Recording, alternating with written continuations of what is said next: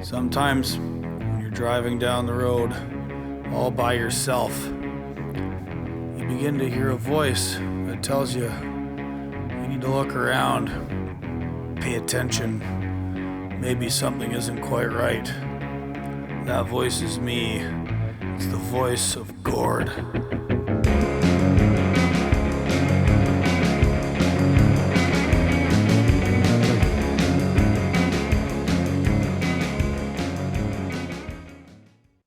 All right, g'day everybody, and welcome to another episode of Voice of Gord. I'm Gord, and this is my voice.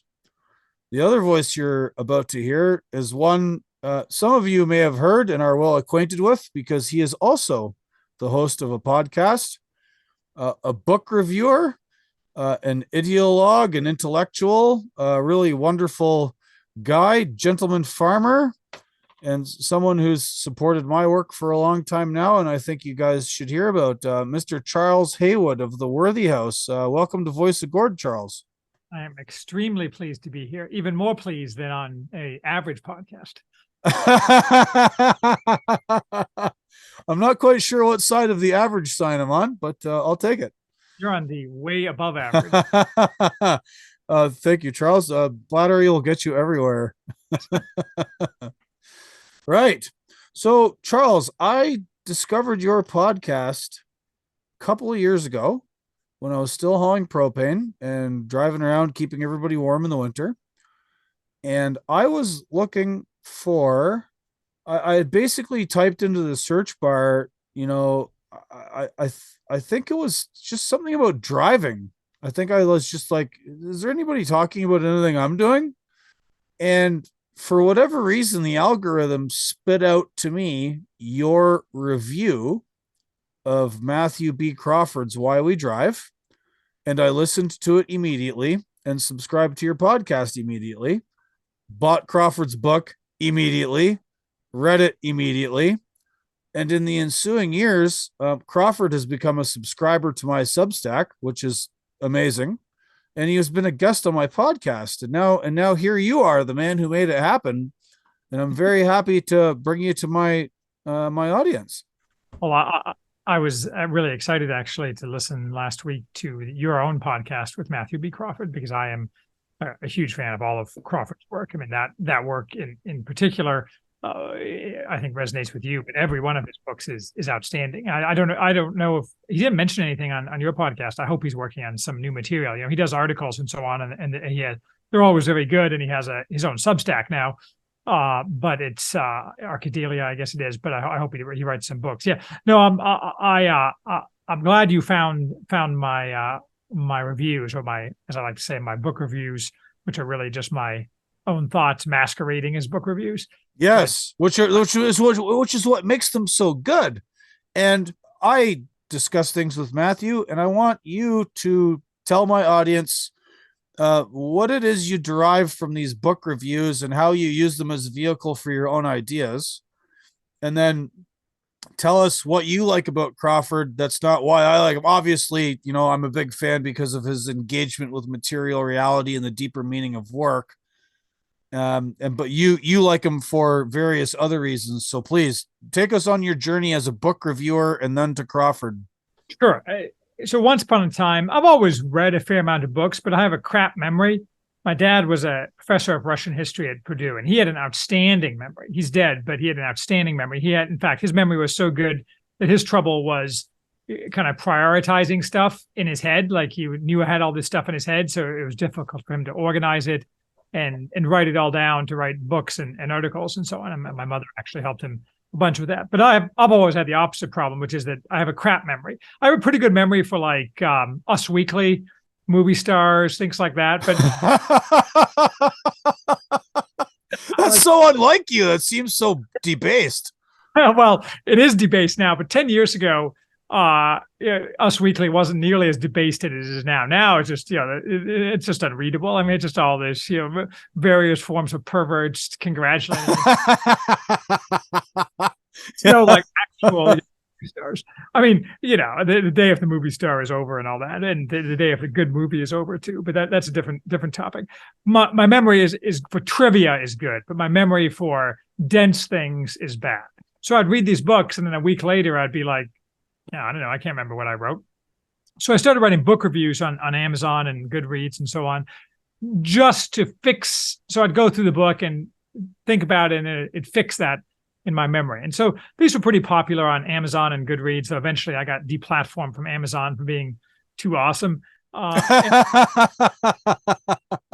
Very popular on Amazon for a while. But my wife tells me, she says, why don't you have your own blog? I'm like, I mean, no one wants to have her go to a special site to read Charles Haywood's book reviews. I mean, what are you talking about?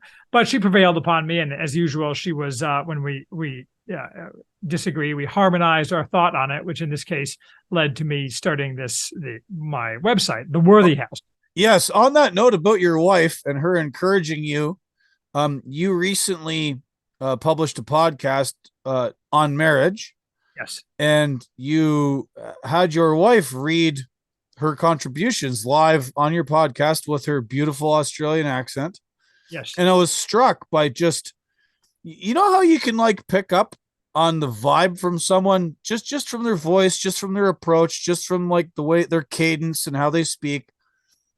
Your wife struck me just as such a wonderful lady, and everything about her voice was awesome. And obviously I'm biased because I've been to Australia 4 times myself. I quite like it down there, although their government needs to be pushed back into the ocean. Lovely people, and your wife strikes me as such a lovely woman, and I'm so glad that she pushed you. And we are both men that like, we honor sort of masculine virtues and things associated with the right, whatever. But there's 2 sexes. That's biology. The Lord put men and women here, and women are around. And when they support you and they're awesome, that's great. And we should all strive to have a woman in our life like that. And your wife is, from what I could hear, is awesome. And the fact she pushed you is awesome. Yes, very much so. I've been very fortunate in my marriage, in the partnership, and also in other aspects of support. For example, and it's very difficult to be an entrepreneur, for example, if your wife does not support you.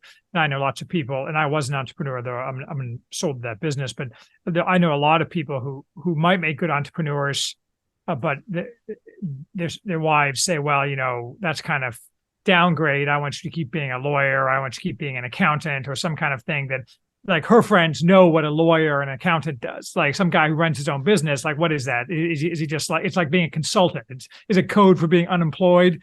Yeah.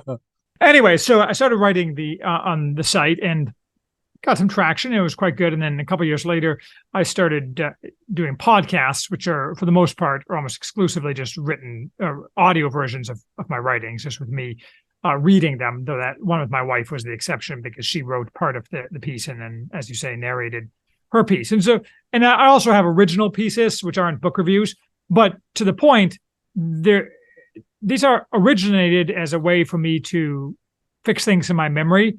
But what they developed into was my attempt to tease out a coherent political philosophy.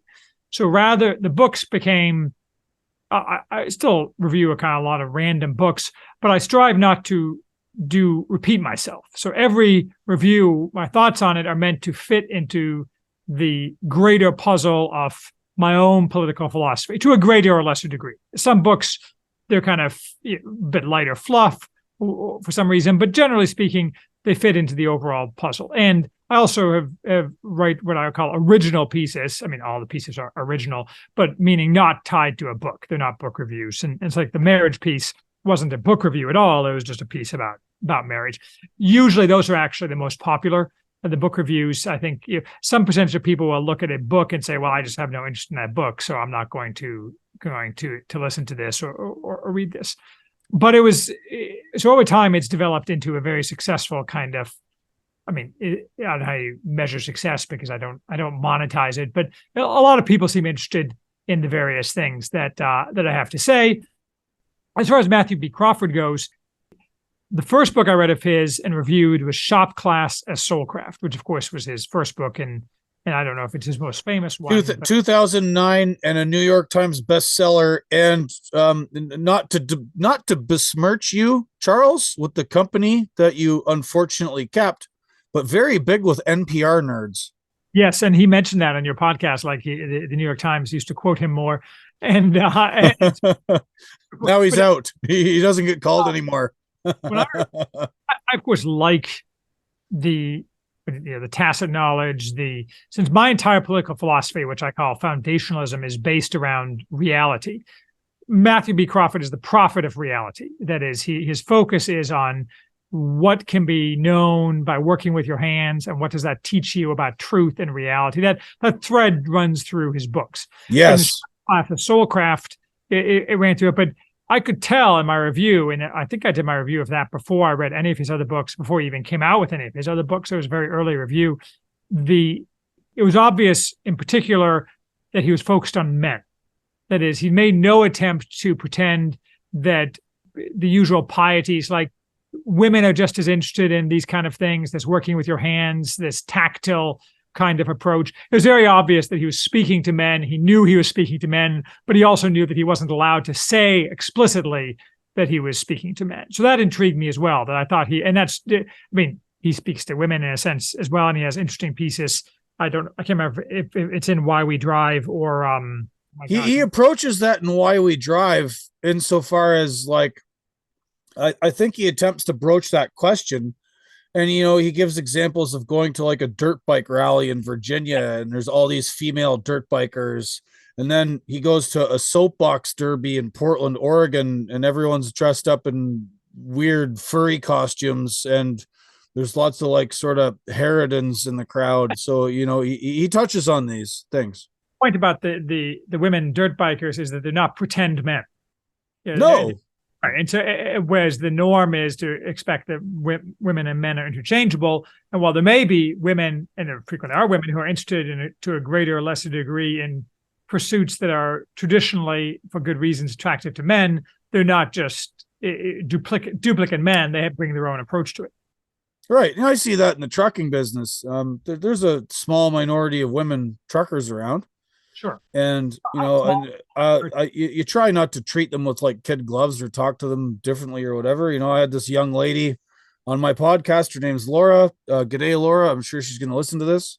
And she hauls cows, she hauled milk, and she doesn't expect any different treatment. And she stays up. Like, hauling livestock is actually a really hard job, and she's very good at it, and stays up for ridiculous hours because they're exempted from hours of service regulations.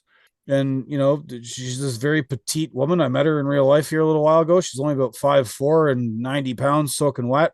She doesn't like use that to her advantage. She doesn't even think about it, the fact that like, oh, I'm a girl or whatever. And the only time that happens is when people force it on her, right? Like, this whole notion of identity politics and, gender or sexuality or whatever, it's often comes from the outside. It's not something that like naturally informs most people's thinking, right? It's this like alien idea that gets put in our heads by the regime.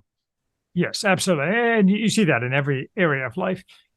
So Crawford stuff, of course, Why We Drive is outstanding.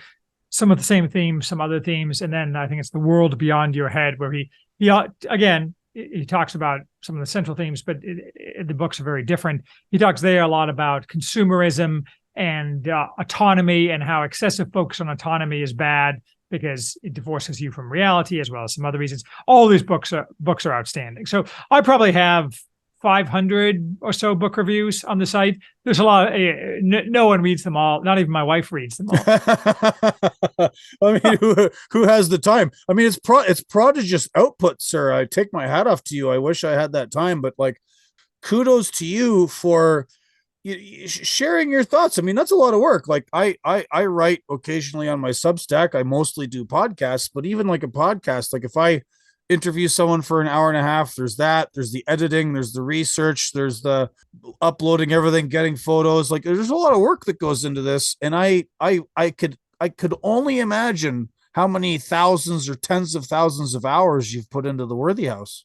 I have put in quite a lot. As time has gone on, my output has slowed, but the pieces have tended to become somewhat longer and more detailed, in part because I strive hard to avoid repeating myself.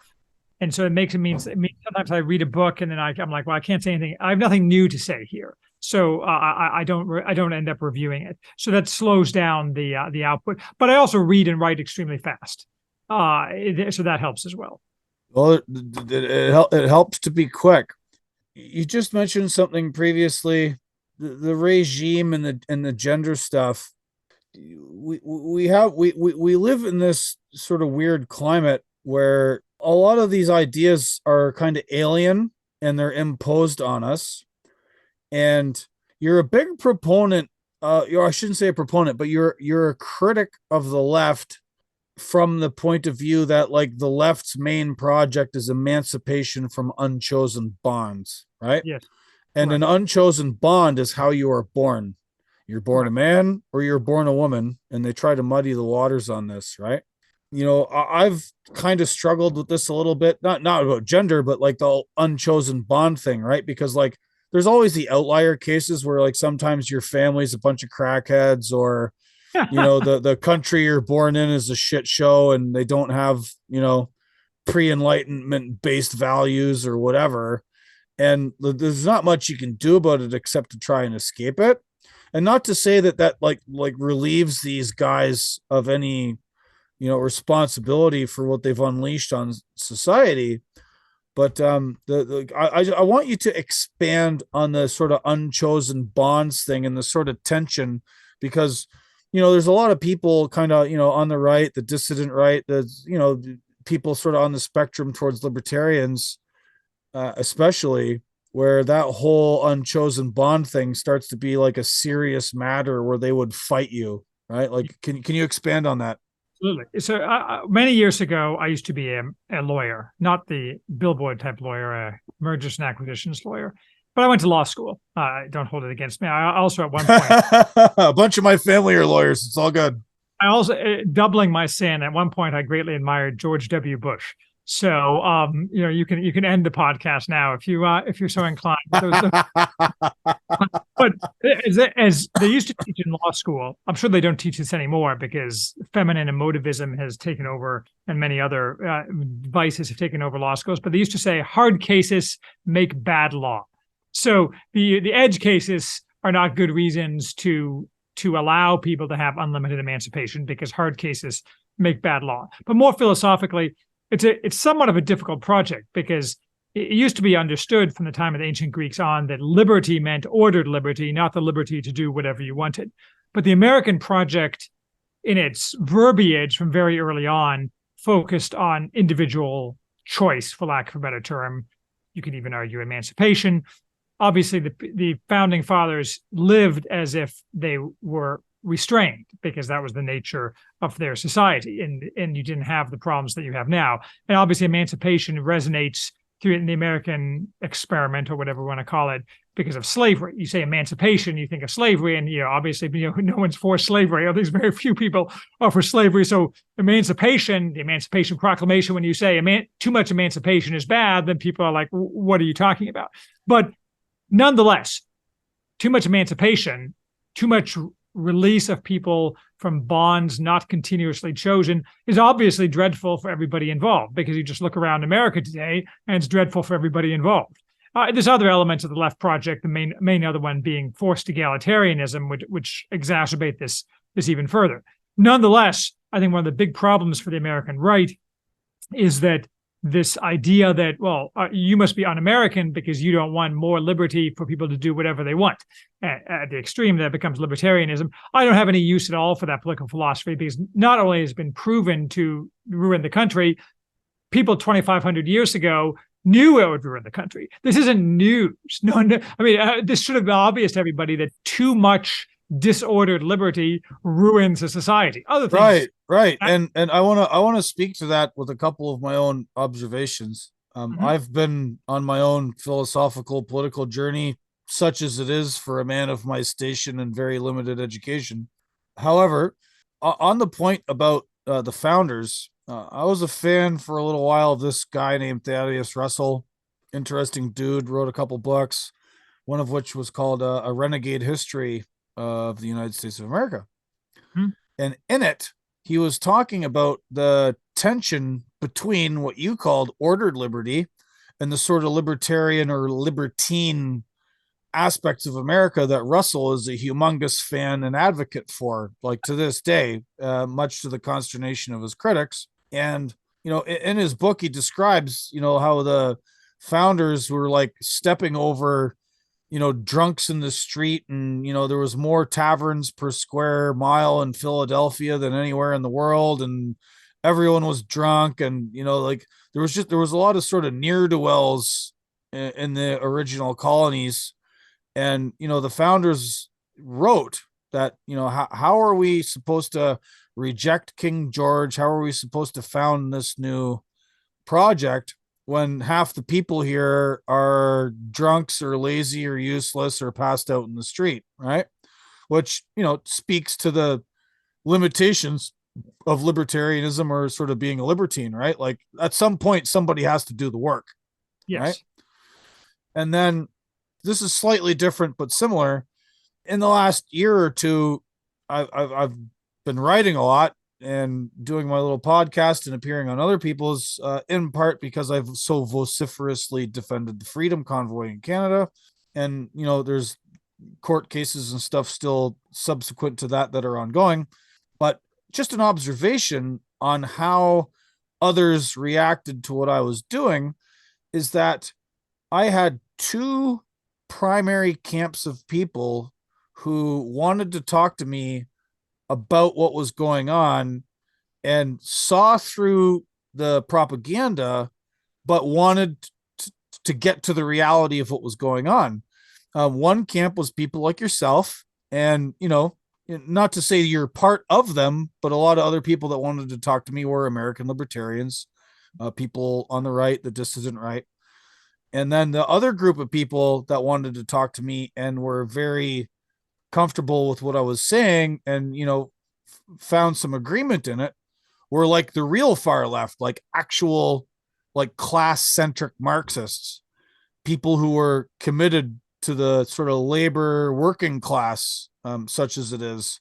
Like the Marxists that have no truck with identity politics and have been cast out from the left as not being woke enough, like real honest to goodness, wear it on our sleeves Marxists were people that wanted to talk to me about what was actually going on in the Freedom Convoy, which is just it's this weird thing, right? Like, and this is why I'm asking you about this, like, issue with emancipation, because I have spoken with actual Marxists, and to a degree, although a small one, they're kind of on our side. Yeah. So, I mean, concern for the worker, that is someone who provides value, and with that value can be taken away by someone with greater power, isn't, I mean, that's a very crude understanding of certain aspects of Marxism, and I certainly know little about the technical aspects of Marxism, but concern for that is not at all an emancipation thing, because at the same time you can say this person's value shouldn't be stolen from him, while this person should also be constrained so that he's not a drunk or he doesn't do any number of other things which are socially destructive. And it is true that if you have a virtuous ruling class, they're probably going to be on average better, more upstanding members of society than people lower down the social scale. That's just the way the world works. So right now we have that reversed, where our ruling classes are much worse behaved. Oh my God, they're the worst in the world. Yeah. Ugh. So you can, those two things aren't really, opposition to emancipation is not in opposition to workers' rights. Right. Okay, cool. I'm glad you understand that. And that's your position, which leads me to another question I wanted to ask you. I'm not really online anymore. I've been kicked off Twitter 4 times. Thank you, Justin Trudeau, or whatever Twitter spooks don't like me. But I do still pay attention to some of the online discourse, and there's this, you're closer to these cats than I am by far. There seems to be a strain or subdivision of, quote unquote, the dissident right, who really don't jive with, quote unquote, the working class. There was this gentleman that had a viral song that came out, I don't know, 5-6 weeks ago now, this Oliver Anthony guy, the rich men north of Richmond. And then, there's been various tweets and writings of guys like, Scott Greer, Richard Hanania, And I think even our buddy Bronze Age Pervert came out with an essay a couple of weeks ago, saying, well, we shouldn't exactly reject libertarianism because like economic libertarianism is good. And I think part of his argument was like, we are elites and we need these other guys over here to work, and just don't be like them because we have bigger, higher things to do. And it seemed somewhat dismissive of populism, which American populism concerns itself greatly with the plight of the sort of old stock working class, as it were. Yeah. And so something I wanted to ask you about was like, what is it with all these guys, or I should say, this subset of the dissident right, who clearly are acting like shit libs in their disdain for the people that actually get shit done? Yeah, it's a great question. I mean, moving backwards, BAP's piece, if we're thinking about the same one, was focused, I think, on Argentina. So I think I haven't honestly read that piece yet, though people have been talking about it. I'm not sure the Argentinian experience of populism, though, can be compared to the American experience. No, probably not. So, I mean, they say you're negative about Argentinian populism. That is, I don't think it necessarily means you're negative about American populism. But yeah, I don't know exactly. But certainly that strain is very much in evidence. And I think it's my opinion. I have no sympathy for this strain at all. In fact, one of the pieces that I think it was a piece I wrote called "On Advice to the Young." A part of it was framed around a disagreement with this Scott Greer guy about, he was like, everyone has to go to college. If you don't go to college, you can never be elite. You're a loser. It doesn't matter that colleges, train your kids to be a shit lib. You have to go to college. And I'm like, well, that just obviously false for the following 162 reasons. Yeah. So I'm aware of this strain. I think it's a couple things. I think the single biggest thing, I think, is simply status. And you saw this most clearly when Curtis Yarvin infamously wrote the piece, which pretty much no one on the internet liked, about the dark elves and the hobbits. Yeah, I remember that. Lord Yarvin is he's been a multiple repeat guest on some friends of mine and fans of yours and vice versa, the Good Old Boys, who I think are much more in my camp than the Greers of the world. And even the Good Old Boys were like, what in the hell is going on here? Well, I mean, I actually was talking to Curtis 2 weeks ago at an event, and kind of an off the record event, and so I mean, he's perfectly personal in real life, and he no doubt knows that I have disagreements with him on various things, but he does have interesting things to say. But this was kind of a misfire. Everyone gets a mulligan but it betrayed his fundamental approach, which is that the high IQ elite will always tell the chuds, as the Good Old Boys would call them, or as Malcolm Puny would call them, the chuds, what to do. And shocking exactly no one, the King Dark Elf, one suspects that the King Dark Elf in Yarvin's mind looks a lot like Yarvin. What a quelle surprise. This naked combination of status seeking and self-aggrandizement, I think, is a big part of it, because everybody wants to be somebody.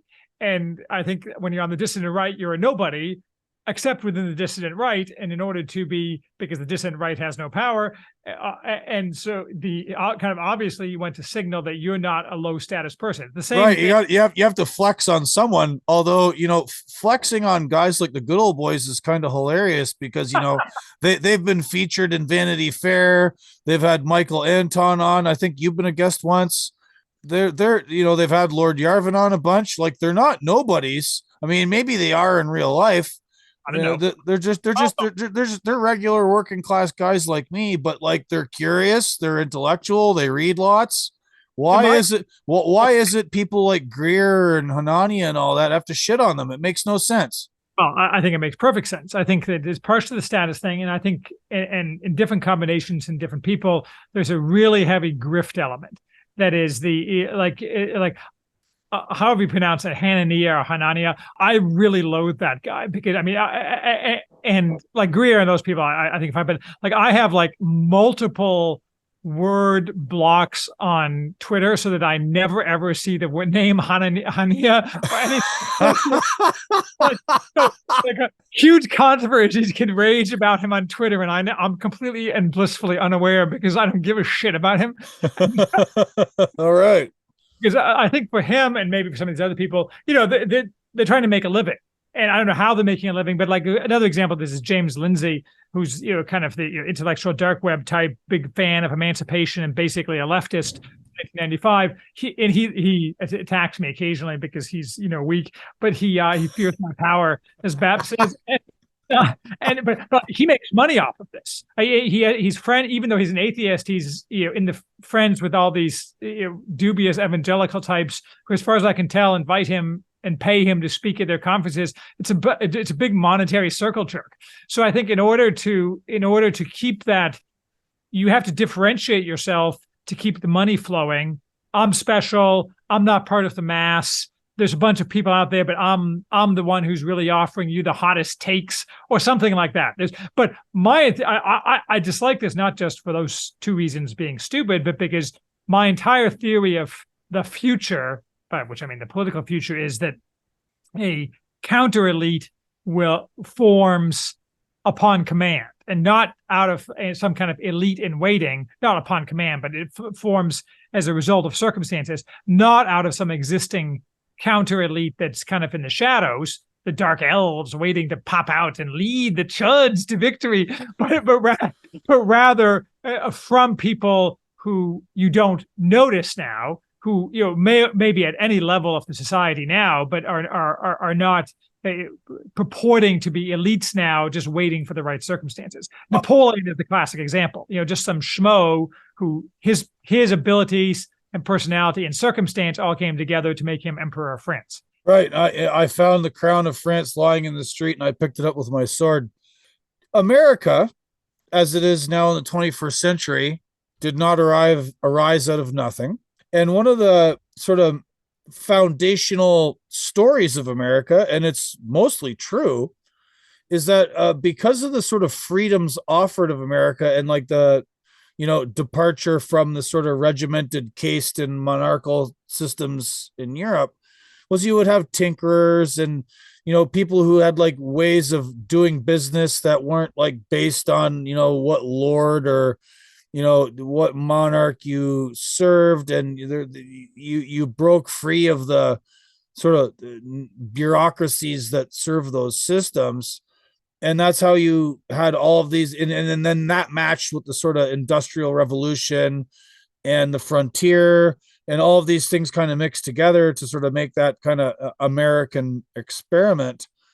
And in the 21st century, such as it is today, I kind of see a little bit of a divide still, right? I'm going to use an example here. I'm buddies with this sort of semi-famous Twitter account named Huntsman, real name Ross Kennedy, who rose to quite a height of prominence during the Wuhan plague overreaction, describing on extremely detailed threads on Twitter, why there's 105 ships sitting off the port of Los Angeles and containers aren't moving and whiplash effect and why supply chains don't work. And Ross, as I've gotten to know him over the years, is just one of these people who, he came from a sort of broken home, but like his dad made him read lots, and he worked really hard, and he was good at what he did and took his opportunities where he could. And he's extremely competent at analyzing systems and making things work, especially within the world of logistics. And there's lots of those people in America still, and a lot of them are of or adjacent to the working class. And then you sort of have these other sort of tech bro info administrative managerial cases, and some of those people like are maybe on or adjacent or part of the dissident right, but they don't do anything.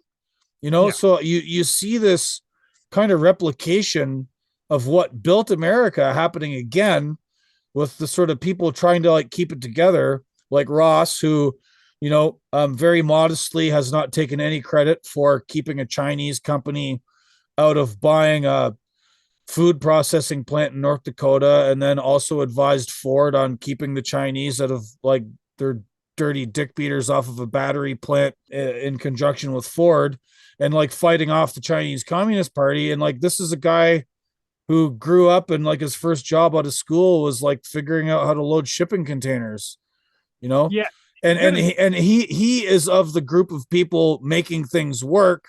And if you listen to the rhetoric of these other dudes, like should be ignored.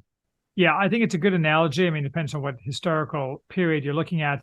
I think, that, however, that our what you've called, I think you attributed to somebody else, the email class is different than previous equivalents of the professional managerial elite, defined roughly as like the people who get paid like the top 20%.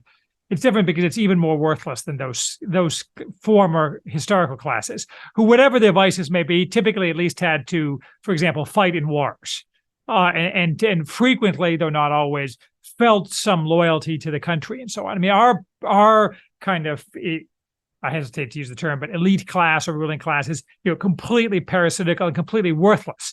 And as you can see from Musk's firing 80% of Twitter and everything getting better. And it was very obvious at the time this was going to happen, not that Twitter was going to fall apart. So I think from a perspective of who's useful for the future, I think very few of the email class are useful for the future. I mean, there may be a few tech bros, as you say, and people who are good at tech who, the future will involve technology, but 90% of the people who work in tech and 95% of the people who work in the professional managerial elite should be doing simple manual labor. That is, things that don't require, they're just being directed to do things that could be done by machines in other circumstances. Whereas the people like this Huntsman guy, whatever, Kennedy, I think you said his real name was, if there's a new regime with a new set of rulers, it's from those kind of people that the people who administer things will be taken. People who have actual experience in doing things that are actually real, as opposed to moving pixels around of various forms of fakery. I just think the question is when that's going to happen. Right. And like I remember you've made a few sort of joking tweets regards foundationalism and what happens when Charles Haywood becomes king. And I think at one point you even nominated me to be your transportation secretary, and thank you. But like I would immediately hire Hutzman and quit and give the job to him. Well, I mean, there's just people that know how things work, right? And like, and getting back to Crawford, we're nothing without material reality. Yeah, I mean, there's been several good threads on Twitter lately about production and consumption in different geographic areas. Was it the Labrador Skeptic or the Black Horse? A couple of these guys who are kind of somewhere on the dissident right, analyzing that, and I've said this for years, but they said it better, that GDP is all fake. And to the extent GDP is assigned to, say, California, most of that is fake. I mean, if I went to a piece where I broke down the California GDP statistics, which you would think would be like agriculture and some other things, but it's almost all finance, insurance, and real estate, not anything that actually produces value. Really, California is a consumption sink where they attribute value that's produced elsewhere to California. So the reality is that when the stupid gets squeezed out, the places where actual value is produced by people who understand how things work, those are the places that will become successful. Whereas San Francisco will descend into a pit of drug fueled sodomy hell. Oh, is it not there already? The horror of it is somewhat slicked over. Maybe that's a bad metaphor, but slicked over with this pretense that they generate money. When it's nothing but sodomy and meth, then it's really going to be hell. Ecstasy, sodomy, and the mouse, to borrow from a famous line about the Royal Navy. Yes. Foundationalism. Where does you're famous for this particular idea, and you have many opinions on what would fix things. So describe for my listenership exactly what foundationalism is. I mean, my podcast is ostensibly about trucking, but like that's kind of got blown off because I've concentrated so much on the goings on back home in Canada and the venal and vindictive Trudeau regime and its various prisoners and abused and aggrieved parties that have been rolled over by it. And then recently I had on my show a Twitter anon Michael Thomas of Sharon because I was kind of fascinated by distributism Yep. and I'm just exploring all these things, right? Like as alternatives, because clearly what we've got now is not working. It's all fake. It's on life support, and the fact that like people, I think one of the reasons it carries on this sort of zombie regime we live in is people are unwilling to just acknowledge the reality that it's a zombie regime, and Yes. once they start waking up, then the chips are really going to start to fall. So, what are the proscriptions of foundationalism, and what is foundationalism, and how is it all going to work? The foundationalism is my name for my applied political philosophy, and it does have prescriptions, but not in the sense that an ideology does. That is, it's not like follow these 12 principles and you will reach utopia.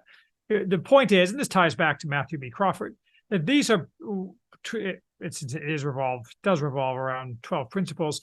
These are principles that are reality-based principles applicable to various areas of life and social organization that history has shown us and common sense shows us that if followed in a non-dogmatic way, but definitely in a specific way, as opposed to some of the ways we have been doing things, are likely to produce a society that maximizes the potential for human flourishing. Doesn't make us all happy, doesn't make us all live to 200, doesn't give us eternal youth, it's not some kind of utopia, but it's merely my attempt to distill down what I learned from history, for the most part, into a political program.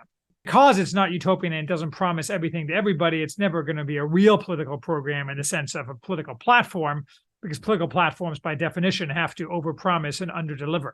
But the hope is that this will be valuable to people in the future as we move to a hopefully reborn society when the stupid gets squeezed out. What does the stupid getting squeezed out look like to you? Well, I mean, so I think we agree that the ruling class is awful. Most of GDP is fake, but a huge percentage of what people do for a living is fake, or at least partially fake. So my bet is economic collapse of a fairly catastrophic version. I mean, it could be like a real pandemic, but basically something that reveals the untenability of the current social setup, both the regime, the people who are in charge, but also all the other things that are underpin the way our society has developed. I mean, that also includes things like, our healthcare system is terrible, for example. It also includes things like the grossly excessive focus on old people as opposed to young people, particularly young people with families. Hey, on your point about the healthcare systems, I'm originally from Canada, and Canada being, as our friend Malcolm Shiuna calls it, a not real country or a meme country. One of the things Canada has always prided itself on, and it's false pride, which means it's sinful, is that we have some kind of socialized healthcare system, and the United States does not. And I don't think Americans can quite understand how deeply buried that is into the psyche of the average Canadian, like the full-on propaganda onslaught that starts when you're a very young child and then goes with you through school, is repeated by the CBC and all the other media, that we are so much better than the neighbors because it doesn't cost you anything to go to the hospital, and those poor Americans are either on Medicare or they lose their house for some basic medical necessity. But it's a psyop because the Canadian medical system is in a shambles. They don't have enough doctors. There's towns where like people have to travel hundreds of kilometers to go get care, if not more. Any criticism of the reality of the situation is met in the media with like either they ignore you or they accuse you of being a reactionary or some kind of toady to like American medical insurance. But then when you come to the United States, like the United States isn't so rosy either. Like half the system is socialized because of Medicare and Medicaid. And then The rest of it's corporatized, right? There's no free market. The government's up to its eyeballs and everything, or it's corporations, and corporations are basically just a different shade version of the state. This is something like I've had a real hard time. Part of the reason I left kind of being on camp libertarian is not to say all libertarians think this, but a lot of the institutional ones like Cato and Reason just will not confront the fact that corporations are creations of the state. They're up to their eyeballs in the state, and they're not a free market thing whatsoever. They're abortions. And like so we have this corporatized medical system here in the US that's like, it's no better. Like it's not a good alternative. I mean, if you have money, you'll get the care. They do have the competent people in it. There's some really good hospitals in the US. You will get the care you need if you have the money. But the medical insurance complex is a shit show.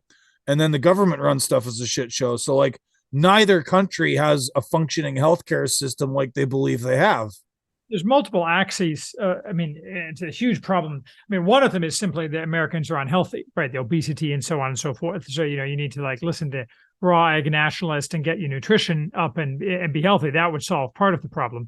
Obviously, the corporatization and the government, so much of the healthcare cost ends up being paid to intermediaries. There's companies that insert themselves every step of the process, here processing and so on and so forth. So it's a huge tax on it. And the other thing is that people, there's no price transparency, but it's not as simple as price transparency, because you don't want to get to the point where the government is cutting off people. But the fact is, we should never spend $500,000 to give an 80-year-old 3 months more of life. Whereas we should spend $500,000 to give a 20-year-old care that may let him live till he's 80. So the fact is, old people are increasingly parasites in the healthcare system.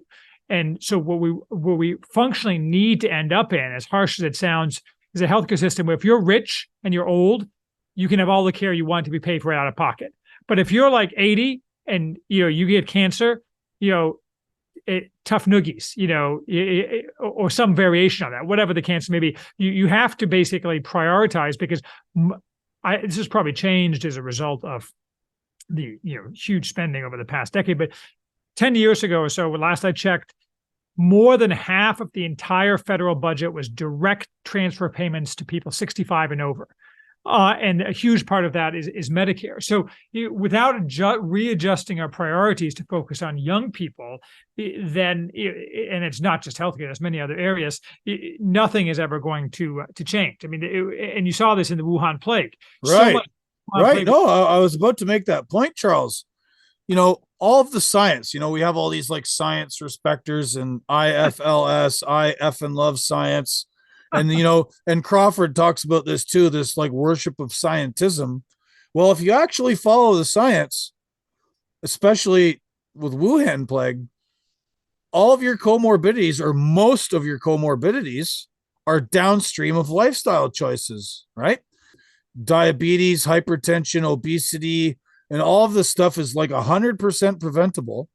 And, the regime reveals itself. We are now, it's 2023, October, when we're taping this. So we've had 3 years of the evidence of this.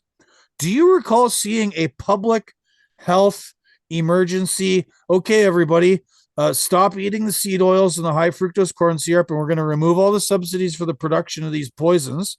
We're going to remove all the subsidies for all this bad food. Everyone's going to get to go organize now. Coke and Pepsi can go to hell. All the soda drink companies can go to hell, because we're going to make this country healthy, because our healthcare costs are out of control. And Wuhan plague proved to us that most of it is downstream of being fat, and you are fat because of all of these complexes in the American economy and this parasitism, and we are going to wipe this stuff away. Have you heard a single millimeter of any action towards solving that in the 3 years since this started? No, of course not. Exactly. They're liars. All of them. Right. Part of the reason, there's many reasons for that, and some of it is corporatization, but a lot of it is emancipation. That is, you're not allowed, it's stigmatizing. The opposite of emancipation is stigma. That is the idea that society says you should or should not do X or Y. And that's stigmatizing to tell people they need to change their lifestyle because they enjoy having big gulps with fries and ranch dressing or whatever the hell people get fat off of. And it's a huge problem. But it's just one of many huge problems. So that we're back to, you have to squeeze the stupid out. Right. Well, I mean, one of the things I would squeeze the stupid out. Sorry, Nebraska and Iowa and all the corn producing states. We're done giving you guys money. Grow something else. Figure something else out. Like why? Why do these?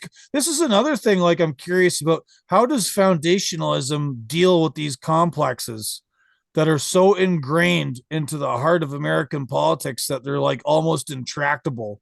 Well, I mean, yeah, foundationalism is not a recipe for regime change. It's a recipe for building a new regime once there is a regime change. And so, yeah, as you probably saw, Patrick Deneen some years ago wrote a very good book about things like ordered liberty and so on. And then he wrote a book called Regime Change, which was terrible because it didn't say, among other things, how one was going to have a regime change. So we just have to wait around and see what the future holds. And then was the future is going to hold things that are likely catastrophic for our society and hopefully not catastrophic for us individually. And foundationalism isn't a prescription for creating that because you can't create that. So history has its own tides and movements. Foundationalism is a set of principles to help create a rebuilt or reborn society. So we're just gonna have to wait around and see and hope that we don't take it in the shorts as a result of the troubles that are on the horizon. Those troubles being just extension of the troubles we're already around and experiencing. Right, which are, I mean, just obviously getting worse kind of moment by moment, as you can see. Right. Yeah. And so I'm from Canada, and I just wrote this piece in Newsweek. We have this situation with political prisoners at home, which was made more hilarious because our leader, Justin Trudeau, has made a habit of referring to anybody who disagrees with his policies or dictates as a Nazi or a right winger or far right or whatever, insert thought terminating cliche here. Yet he has Zelensky over to say hello and agrees to give Zelensky $9.5 billion in this intractable failed effort to be a toady for NATO in this re-warmed over Cold War 2.0 nonsense. Canada is always going on about, we look after people, we have the best healthcare system, it's free. Do you know how many hospitals you could build with $9.5 billion? I'm sure, quite a few, and staff them to boot. I don't even get upset about these things anymore. Not really upset because it's all just so clownish and it's just inevitable. And so talking about how bad it is doesn't. Well, here's the thing. So what does it say, right? So one of the things I've discovered in trying to sort of sound the alarm here south of the border about what's going on up north, right? Like this data dump came out a couple of weeks ago showing that many of the reasons that Trudeau had invoked the Emergencies Act were based on a pack of lies. And the Canadian Government Security Services, the RCMP and CSIS had believed, the nonsense opinions of a sort of highly paid social justice activist group who had no evidence for the claims they were making. Yet these are the services we're supposed to trust guarding the border, quote unquote, keeping us safe, maintaining order, but they're ideologically captured and they're basically doing whatever Trudeau's toadies tell them. And these are the security partners of the United States. CIA's got to work with these guys, FBI, United States Customs and Border Patrol. And we've become so accustomed to corruption and just how bad everything is that almost nobody seems to care.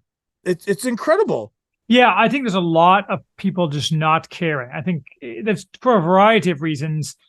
Some of it is just too much and too much to worry about, and they'd rather play video games or whatever. Some of it is people are descend into affirmative vices like drug addiction and so on. But I think the average person just realizes that there's nothing to be done to fix the situation.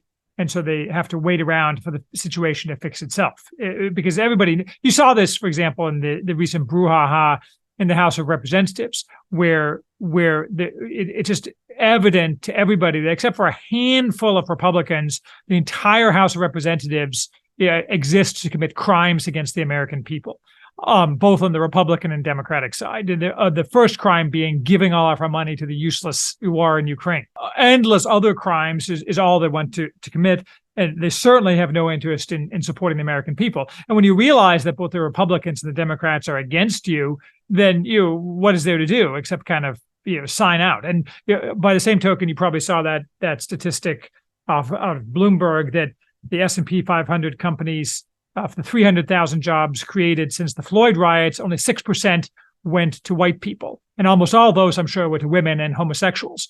And so your average white straight white male can't get a job at a big company anymore. And so what do you do about that? Well, no one's Congress isn't going to help you.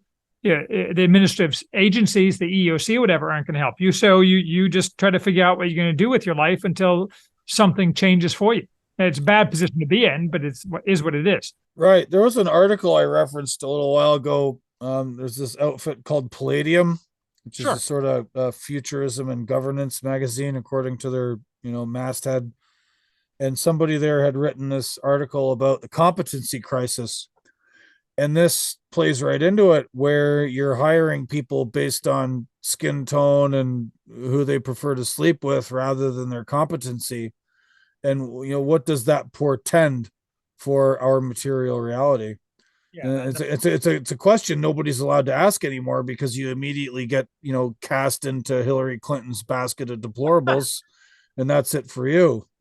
People who are competent are already in that basket. So I think that it's not so much that the people don't ask the question, is that they've already asked the question and no one's answered, because everybody knows what the answer is. So they're just waiting to see what happens. So when all of this fails, as you have predicted, and you describe yourself as an optimist of sorts. Yes, absolutely. I'm very optimistic about kind of despite the vice that's overtaken many of the kind of non-powerful segments of American society, I'm very optimistic that that America, unlike Europe, has a future where it could be a working society again. If the right political steps were taken. Right. And this is where your ideas around foundationalism come in. Briefly, if you could, let us assume, hopefully correctly, that whatever this hulking zombie corpse of a regime collapses and falters, and hopefully not too many people lose out. I mean, but there's always going to be losers in historical moments like this. That sort of can't be missed. But we move forward, a phoenix out of the ashes, as it were. And if Charles Haywood, the maximum leader of the new foundationalist regime, is in charge, what does that look like? Well, I don't think I'm going to be in charge. A, I'm getting too old, and B, I don't think I'm ruthless enough to be in charge of any kind of new regime, because I think in these kind of societal changes, ruthless leaders are called for. But I think that a future society looks like one where the average person is not directly involved in national politics and doesn't care about national politics, but rather focuses on local things and on making a living. I think it's a society where the differences between men and women are both recognized and honored. And that includes the exaltation of children over career for women. I think that it's a society where people are given nothing at all based upon their identity characteristics. And if the chips fall, that some group as a result misses out, that's just a management problem rather than something to be fixed by government forcing things to be given to people who aren't deserving of it. And there's other things. I think it's a society where we spend no time at all running around fixing the problems of interfering in Russia's backyard for no particular reason, or in any other place in the world, much less sending Americans to be killed in random places, except for maybe Canada. I mean, I could see taking over Canada, but that probably... Yeah, no, and you could do it quite easily now. The Canadian military is vastly underfunded. This $9.5 billion sent to the Ukraine came with like a $1 billion cut to the Canadian military budget, which is already understaffed. Most of our heavy equipment's already been sent to the Ukraine. All of our fighter jets are like 40 years old. All the CF-18s are just, they're, in helicopters. Everything's held together by, baler twine and luck, Yep. and they're bleeding people. I think the attrition rate in the Canadian Armed Forces right now is something like 18 or 20%. Maybe we can take it over with a combination of threats and payments. Not I have mean, to. I would like to see the Vermont and New Hampshire National Guard could quite easily sweep into Ottawa and, accord the various residents of that horrific dump of a city the accountability they so richly deserve, and then the rest of the country will just welcome you with open arms. I mean, Canada is ruled by like the worst people imaginable. Like, you think the American government, or the cathedral, as Yarvin calls it, is bad. Like, it's 100 times worse in Canada. And like, part of that is because, many decades of CBC mind control programming. However, a lot of normal working people in Canada, upright, self-sufficient folks, see right through all of this garbage. But, we're not in charge. Functionaries of Cathedral Nord are in charge. And there's not that many of those functionaries. And, like, the South Dakota and Vermont National Guard could probably take over Canada tomorrow and get her done, boys. Come on north. Deport Justin Trudeau back to his home country of Cuba, and everything will be great. Yeah. Or as great as it can be. I mean, I think it is important to note that people are always looking for things to be permanently great forever, and that's just not the way the world works. There's always going to be one problem or another, or one of many problems or another. But the whole point of having a decent society is one where people can work on those problems together in a way that makes sense rather than an ideological way. Right. Yeah, and we've lost that. The whole notion of working together on legitimate, real material problems is out the window because we're chasing fantasies and fairy tales. Yep, exactly. All right. No fantasies or fairy tales in foundationalism. No fantasy. That's a good way of putting it. I'm going to remember that. I'll take that. No fantasies or fairy tales. So I want to criticize you about something. Awesome. Go for it. You are a very big proponent of space exploration. Throughout your podcasts and your writing, you have said on numerous occasions that exploring off Earth, man needs to go somewhere. Man needs to have like a boundary to probe and a new lands to conquer or subdue, as it were. And so you're very big on space exploration. I'm not totally against that, but something struck me once. My wife and I, when my younger daughter Georgia was recently born, right at the beginning of the Wuhan plague troubles, I took some leave from work and I spent a few weeks at home with my wife and my newborn daughter.